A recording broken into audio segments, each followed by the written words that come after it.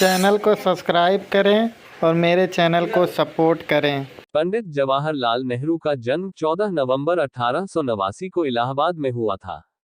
उन्होंने अपनी प्रारंभिक शिक्षा अपने घर पर निजी शिक्षकों से प्राप्त की।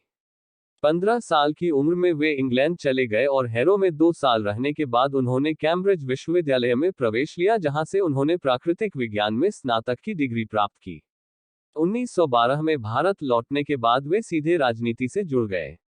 यहां तक कि छात्र जीवन के दौरान भी वे विदेशी हुकूमत के अधीन देशों के स्वतंत्रता संघर्ष में रुचि रखते थे।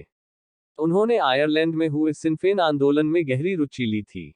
उन्हें भारत के स्वतंत्रता संग्राम में अनिवार्य रूप से शामिल होना पड़ा। 1912 में उन्होंने एक प्रतिनिधि के रूप में बांकीपुर सम्मेलन में भाग लिया एवं 1919 में इलाहाबाद के होम रूल लीग के सचिव बने। 1916 में वे महात्मा गांधी से पहली बार मिले, जिनसे वे काफी प्रेरित हुए। उन्होंने 1920 में उत्तर प्रदेश के प्रतापगढ़ जिले में पहले किसान मार्च का आयोजन किया।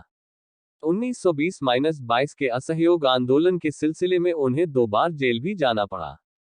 पंडित नेहरू सितंबर 1923 में अखिल भारतीय कांग्रेस कमेटी के महासचिव बने।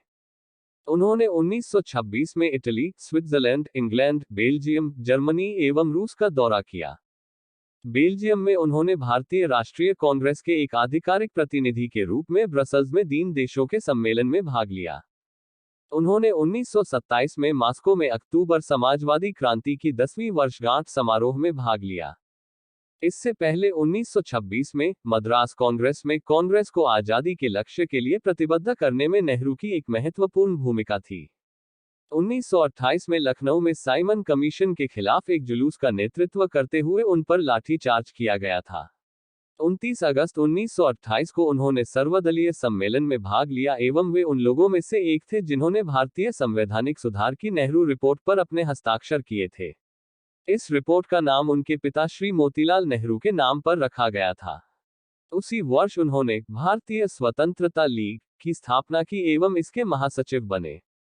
इस लीग का मूल उद्देश्य भारत को ब्रिटिश साम्राज्य से पुनर्तः अलग करना था। 1929 में पंडित नेहरू भारतीय राष्ट्रीय सम्मेलन के लाहौर सत्र के अध्यक्ष चुने गए, जिसका मुख्य लक्ष्य देश के लिए पूर्ण स्वतंत्रता प्राप्त करना था। उन्हें 1930-35 के दौरान नमक सत्याग्रह एवं कांग्रेस के अन्य आंदोलनों के कारण कई बार जेल जाना पड़ा। उन्होंने 14 फरवरी 1935 को अल्मोड़ा जेल में अपनी आत्मकथा का लेखन कार्य पूर्ण किया। रिहाई के बाद वे अपनी बीमार पत्नी को देखने के लिए स्विट्जरलैंड गए एवं उन्होंने फरवरी-मार्च 1936 में लंदन का दौरा किया। उन्होंने जुलाई 1938 में स्पेन का भी दौरा किया, जब वहां गृह युद्ध चल रहा था।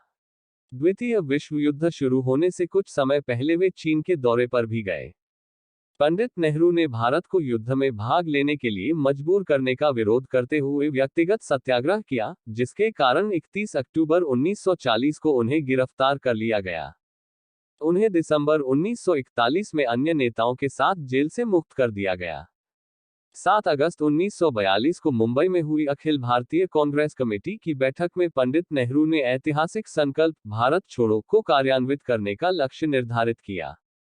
8 अगस्त 1942 को उन्हें अन्य नेताओं के साथ गिरफ्तार कर अहमदनगर किला ले जाया गया। यह अंतिम मौका था जब उन्हें जेल जाना पड़ा एवं इसी बार उन्हें सबसे लंबे समय तक जेल में समय बिताना पड़ा। अपने पूर्ण जीवन में वे 9 बार जेल गए। जनवरी 1945 में अपनी रिहाई के बाद उन्होंने राजद्रोह का आरोप झेल रहे आईएनए के अधिकारियों एवं व्यक्तियों का कानूनी बचाव किया।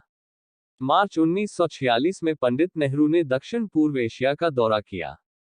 6 जुलाई 1946 को वे चौथी बार कांग्रेस के अध्यक्ष चुने गए एवं फिर 1951 से 1954 तक 3 और बार वे इस पद के लिए चुने गए।